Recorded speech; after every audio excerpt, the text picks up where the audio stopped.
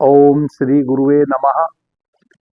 आदरणीय मित्रों, आज की इस चर्चा में मैं आपका स्वागत करता हूं। सभी मित्रों को मेरा नमन। कई मित्र कमेंट करते हैं कि गुरुजी आप हमें नमन ना किया करें।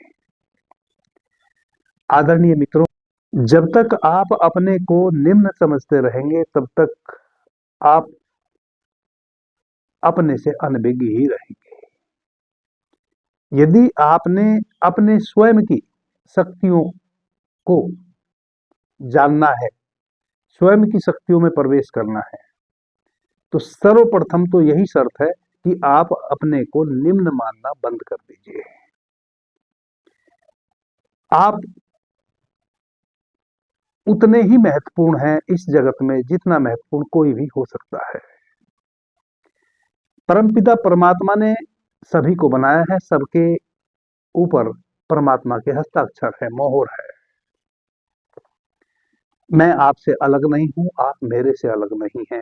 क्वांटिटी का हम में फर्क हो सकता है, क्वालिटी का बिल्कुल भी नहीं है।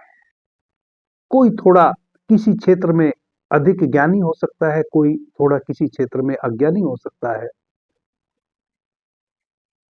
यह क्वांटिटी का फर्क है, लेकिन क्वालिटी का आप में, मुझ में, किसी में भी, हम सब मानवों में कोई फर्क नहीं है।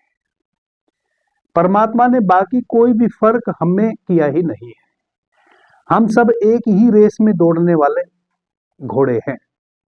कोई थोड़ा आगे दौड़ रहा है, कोई थोड़ा पीछे है, सभी दौड़ रहे हैं। एक तो अटल सत्य है कि मृत्यु की लाइन में हम सब खड़े हैं।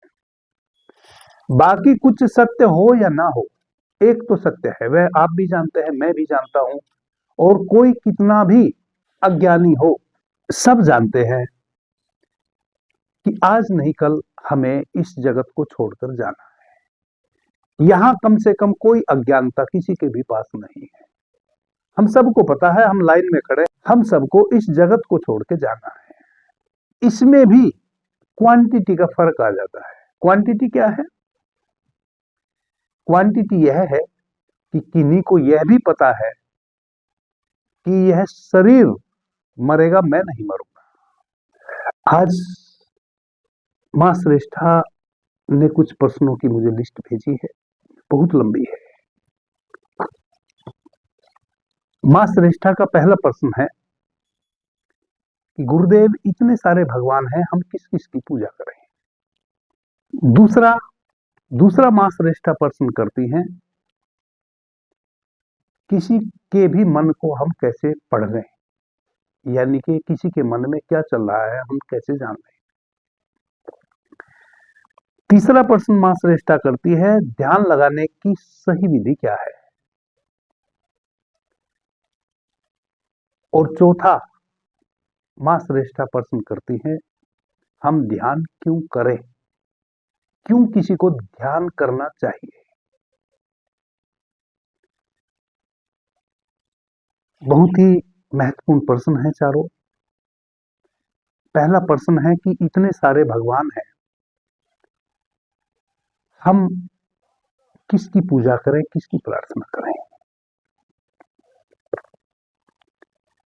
दूसरा प्रश्न है, किसी के मन की बात को हम कैसे जान लें?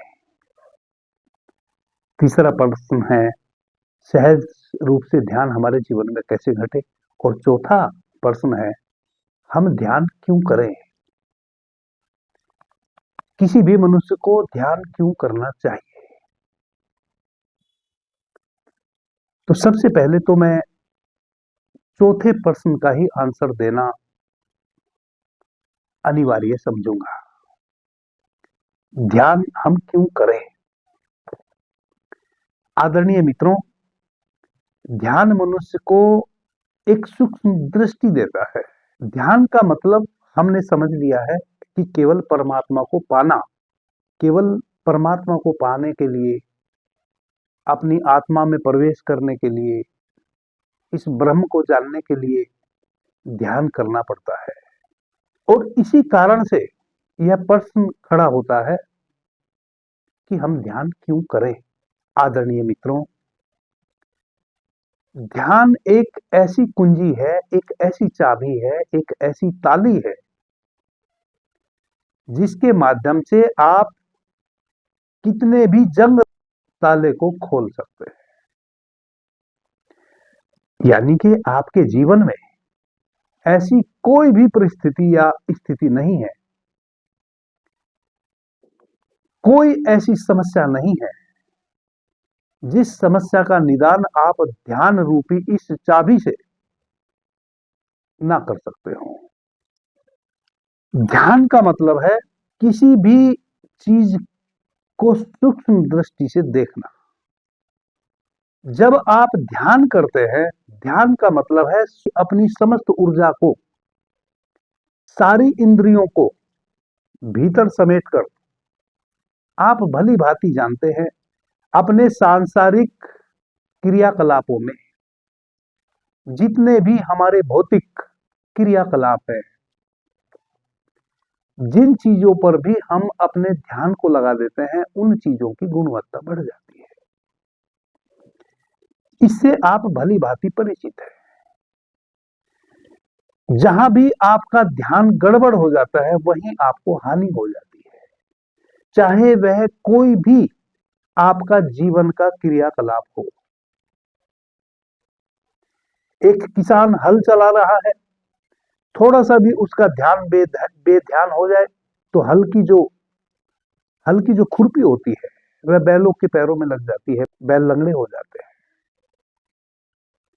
या किसान अपने ही पैर में उस खुरपी को मार लेता है। किसान कुदाल चला रहा है, फावड़ा चला रहा है, थोड़ा सा भी ध्यान हटेगा, अपने पैर में मार लेगा। कोई व्यक्ति वाहन चला रहा है, थोड़ा सा भी ध्यान हटेगा, एक्सीडेंट हो जाएगा। आपके जीवन में कोई ऐसा क्रियाकलाप नहीं है जहां आप अपने ध्यान को लगाएं तो उसके शुभ फल ना मिले, और जहां आप बेहोशी से किसी कार्य को करें वहां आपको अशुभ फल ना मिले। आप अच्छे से अनुभव करते हैं इन सब चीजों का प्रतिदिन प्रतिपल, सुबह जगने से लेकर और रात्रि सोने तक। ध्यान हमारे होश को बढ़ाता है।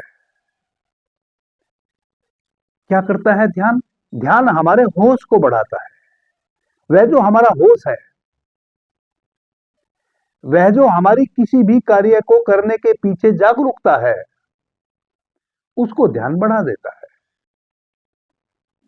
और जितना हम ध्यान में प्रवेश गहरे करेंगे, उतना ही हमारी दृष्टि सूक्ष्म होती चली जाएगी, यानी कि हमारा होश और सूक्ष्म होता चला जाएगा।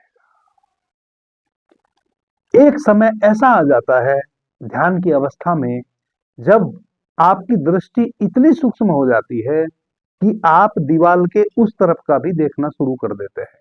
इसका मतलब यह हुआ कि अभी हमारी दृष्टि वैसी है कि आप मेरी उंगली का केवल एक ही भाग एक बार में देख पाएंगे। यदि आपको इसका पृष्ठ अग्रभाग देखना है तो या तो उंगली को मैं आपकी तरफ घुमाऊंगा तब आप देख पाएंगे, नहीं तो आपको पीछे आना होगा घूम के, तब आप उंगली के दूसरे भाग को देख पाएंगे।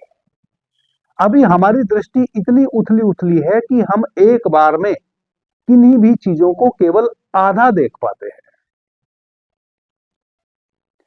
आधा भी कहना गलत है, एक ही हिस्सा हम देख पाते हैं। आपका लेफ्ट राइट आधा अधूरा आपको समझ आता है, पृष्ठ भाग आपको आधा अधूरा समझ आता है। जस्ट जो आपके सामने है, आपकी आंखों के सामने है, केवल आप उसको ही अच्छे से देख पाते हैं। अभी हमारी दृष्टि इतनी उथली उथली है, लेकिन जब हम ध्यान में गहरे प्रवेश करते हैं तब हमें उंगली का वह हिस्सा भी दिखेगा जो अभी हमारे आंखों के सामने नहीं है। छोड़ो आत्मा को, छोड़ो परमात्मा को। यदि हमें अपने भौतिक जीवन को भी सुखी बनाना है, सरल बनाना है, तब भी हमें ध्यान करना चाहिए। ध्यान केवल सन्यासियों के लिए नहीं है, ऋषियों के लिए नहीं है, मनुष्यों के लिए नहीं है, साधुओं के लिए नहीं है। ध्यान तो प्रत्येक छात्र के लिए भी है, प्रत्येक किसान के लिए भी जरूरी है, प्रत्येक बिजनेसमैन के लिए भी जरूरी है और प्रत्येक साधक के लिए भी जरूरी है।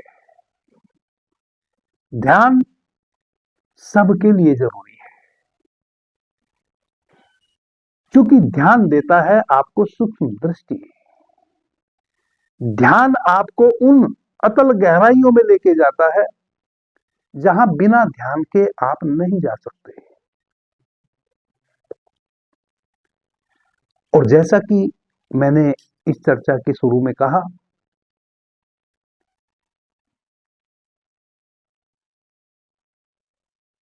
आप सभी इस बात का अनुभव प्रतिदिन करते हैं कि जहां भी आप अपने ध्यान को लगा देते हैं वहीं आप शुभ फल प्राप्त कर लेते हैं। थोड़ा सा भी बेहोशी आई, थोड़ा सा भी ध्यान इधर से उधर हुआ, आप नुकसान उठा जाते हैं। तो यह हुआ एक पहलू ध्यान का। क्योंकि प्रश्न इस कारण से उठता है कि हम ध्यान क्यों करें, ऐसा हमारे मन ने मान लिया है। हमारे समाज में ऐसी एक भ्रांति पैदा कर दी गई है कि ध्यान तो केवल उन लोगों को करना चाहिए जो आत्मा परमात्मा को खोजने निकलते हैं, यानी कि सांसारिक व्यक्ति के लिए ध्यान नहीं है। इस कारण से ही आपके भीतर इस प्रकार का प्रश्न उठा है। नहीं, ध्यान प्रत्येक व्यक्ति के लिए अनिवार्य है। जब एक स्टूडेंट ध्यान पूर्वक अपनी पुस्तकों का अध्ययन करता है तब वह शब्द से अपनी मेमोरी में उस पुस्तक को ग्रहण कर पाता है। थोड़ा सा भी अध्ययन करने के क्रम में आपका ध्यान इधर से उधर होगा, आप जिस पुस्तक का अध्ययन कर रहे हैं शब्द से उसको धारण नहीं कर पाएंगे। एक किसान यदि अपने खेत की तैयारी कर रहा है, बीज बो रहा है, थोड़ा सा भी ध्यान उसका इधर से उधर होगा, कुछ का कुछ हो जाएगा। एक गाड़ी चलाने वाला, एक वाहन चालक थोड़ा सा भी बेहोशी में आके गाड़ी को ड्राइव करेगा, एक्सीडेंट हो जाएगा। आपके जीवन के प्रत्येक क्षेत्र में ध्यान अनिवार्य है। ध्यान केवल साधु के लिए नहीं है, साधिकाओं के लिए नहीं है, साधकों के लिए नहीं है। ध्यान प्रत्येक व्यक्ति के लिए अनिवार्य है। अब प्रश्न उठता है ध्यान कैसे करें? वह सुलभ सी स्थिति ध्यान की क्या है? कैसे सहज रूप से ध्यान हमारे जीवन में घट जाए? आदरणीय मित्रों, यह भी एक बड़ा सूक्ष्म प्रश्न है। हम कई बार कंसंट्रेशन को ध्यान समझ लेते हैं, एकाग्रचित्तता को ध्यान समझ लेते हैं। जैसे अभी मैंने पिछले प्रश्न का उत्तर दिया कि जब हम किसी चीज को, किसी कार्य को ध्यान पूर्वक करते हैं तो उसमें हमें सफलता मिलती है। अब यह जो ध्यान पूर्वक करना है, यह कंसंट्रेट करना नहीं होता है।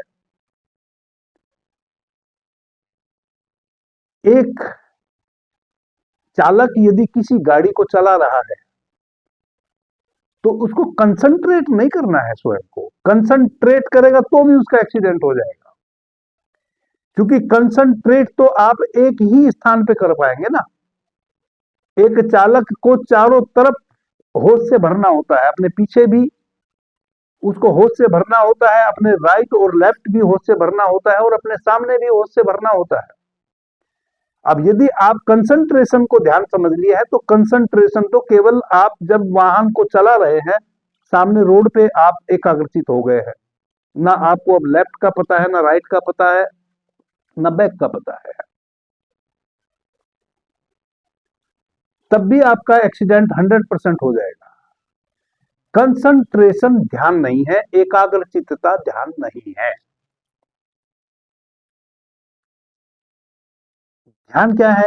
होश में बने रहना, जब एक चालक गाड़ी चला रहा है वह अवेयर है, वह होश में है, वह जागरूक है, वह निद्रा में नहीं है, वह बेहोशी में नहीं है, वह प्रतिपल, वह जो गाड़ी है वह उसका शरीर हो गया है। अब उसको पीछे का भी पता है, राइट का भी पता है, लेफ्ट का भी पता है और सामने का भी पता है। वह प्रतिपल, प्रतिक्षण आगे पीछे दाया बाया और सामने अवेयर है। अवेयरनेस ध्यान है, कहीं स्वयं को फोकस कर लेना ध्यान नहीं है। यह भी एक भ्रांति है कि हमें कंसंट्रेट होना है कहीं।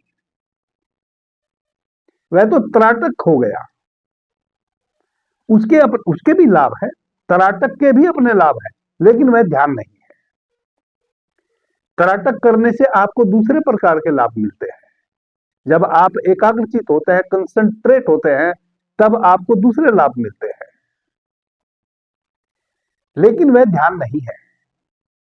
ध्यान है केवल और केवल अवेयरनेस।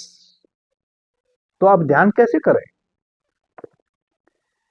शांत चित्त बैठ जाएं, आधा घंटा, 20 मिनट, 25 मिनट, जितना भी आप सहज रूप से बैठ सकते हो बिना किसी तनाव के, और जहां भी बैठ सकते हो, अपने ऑफिस में, अपने घर में, मंदिर में, अपने पूजा के स्थान में, अपने मेडिटेशन रूम में, जहां भी आपको समय मिले, और किसी भी समय, सुबह हो, दोपहर हो, रात्रि हो, कोई भी समय हो, जब जहां आपको समय मिले अपने लिए,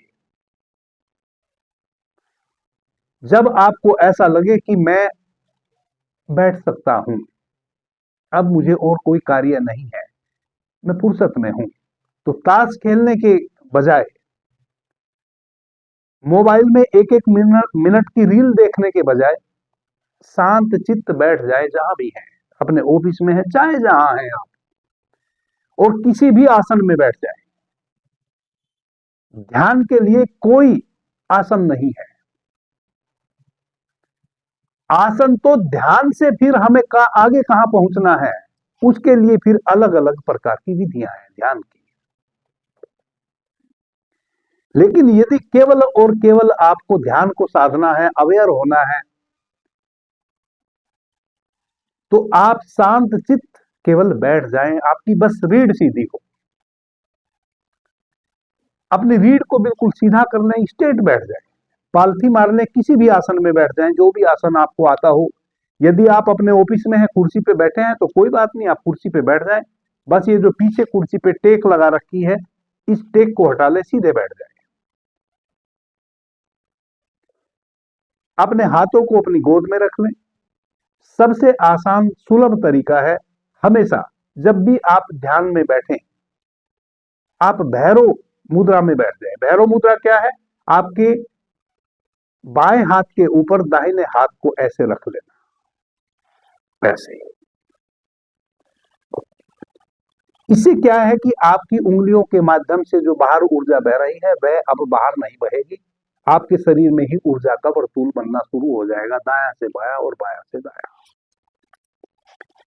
पहली शर्त है, जो आपके 5 द्वार हैं इंद्रियों के, जिनके माध्यम से सर्वाधिक ऊर्जा आपकी बाहर बहती है, वह कौन कौन से द्वार है? वह है आपकी कर्णेंद्रिय, वह है आपकी आंखें, आपकी घ्राणेंद्रिय, आपकी रसेंद्रिय और आपकी लिंगेंद्रिय।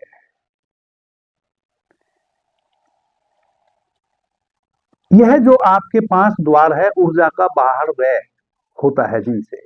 अब सर्वाधिक व्यय किन चीजों से होता है?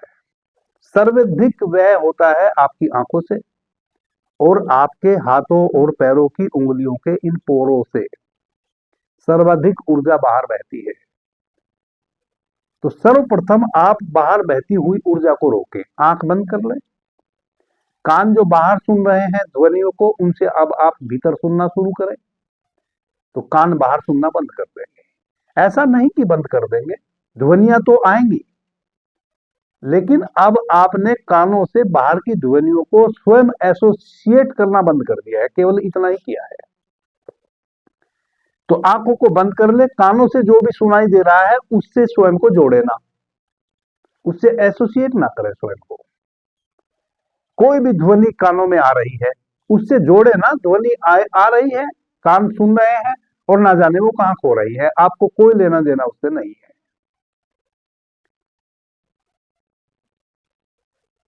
चुप बैठ जाएं,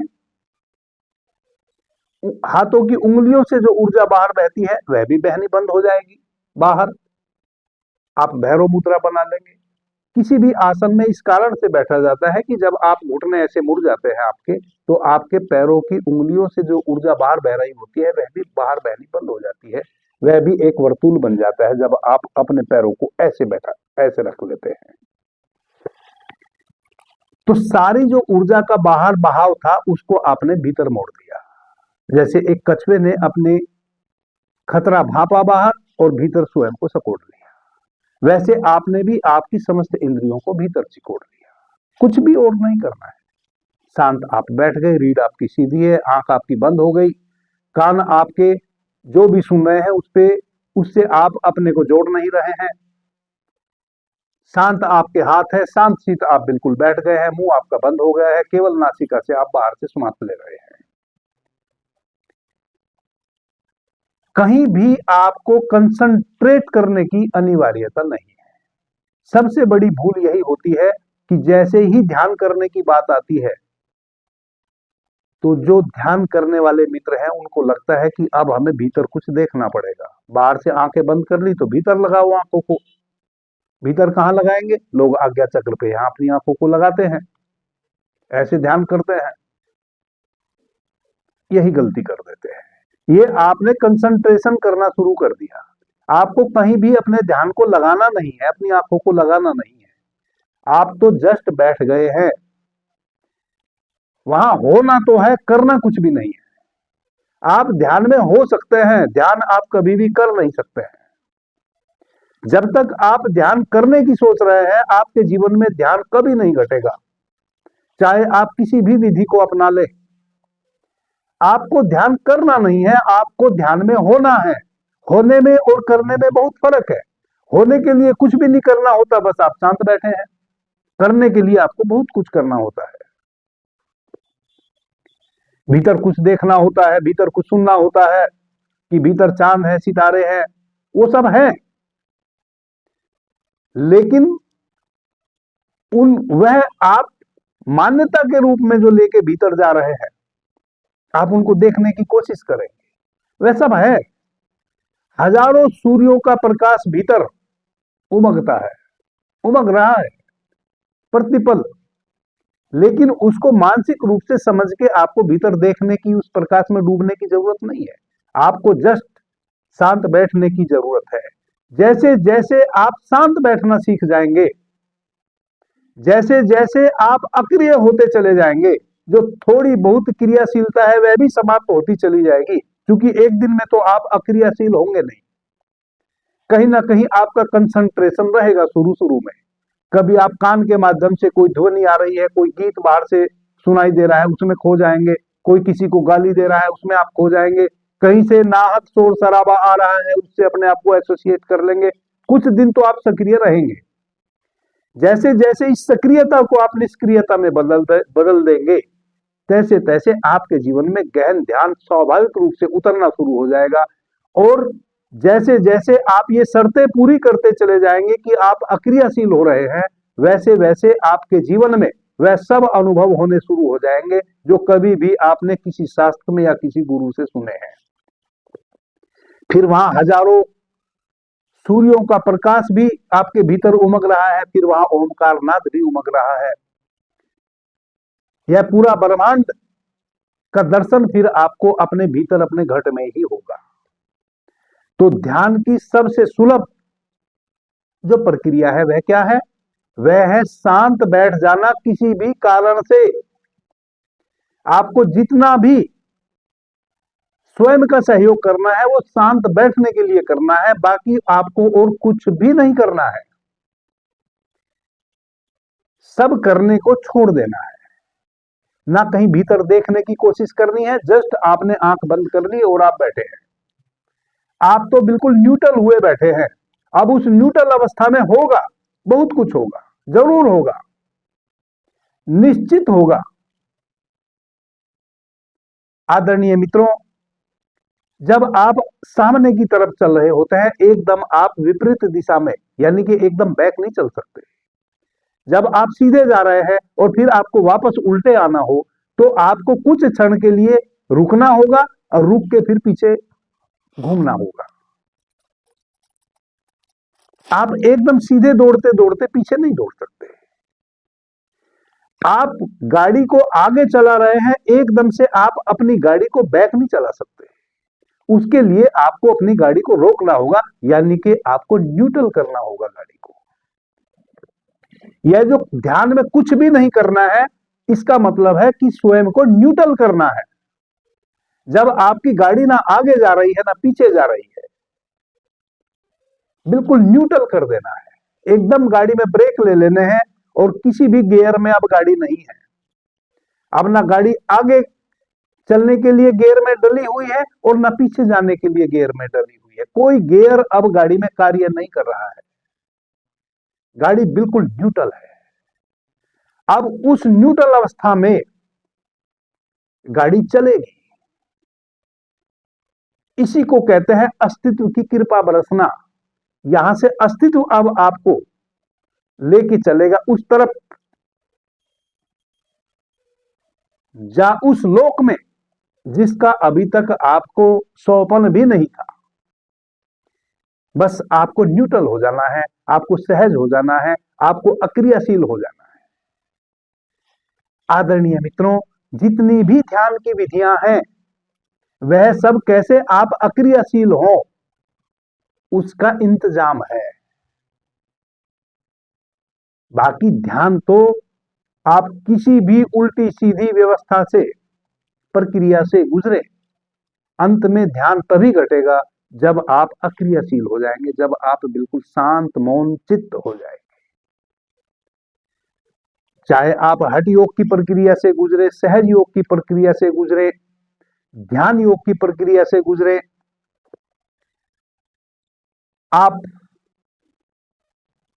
जोन भी प्रक्रिया से गुजरे, अंत में आपको अक्रियाशील होना पड़ेगा, तभी घटना घटेगी। अब आप पहले ही अक्रियाशील हो जाएं या आप कूद फांद करके शांत हो जाएं, वह आपकी मर्जी। जब आप बहुत अधिक थक जाएंगे तब भी आपको एक दिन शांत बैठना पड़ेगा ही। आप सभी मित्रों के भीतर ध्यान की वह लो फूटेगी, ध्यान का वह बीज अंकुरित होगा। लेकिन कब होगा?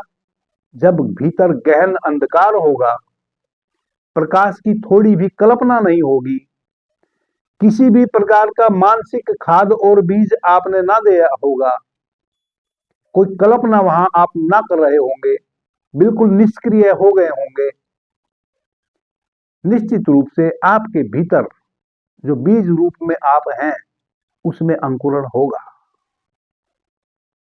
अंकुरण होगा तो पौधा भी बनेगा, पौधा बनेगा तो फूल भी आएंगे, और फूल आएंगे तो खुशबू भी महकेगी। अभी के लिए इतना ही। अगले जो 2 प्रश्न हैं, अगली चर्चा में हम उन प्रश्नों को उठाएंगे। चर्चा ये बहुत लंबी हो जाएगी। आपने मुझे ध्यान से प्रेम से सुना, उससे मैं बहुत अनुग्रहित हूं। सभी मित्रों को मेरा प्रणाम, धन्यवाद। जय श्री राम।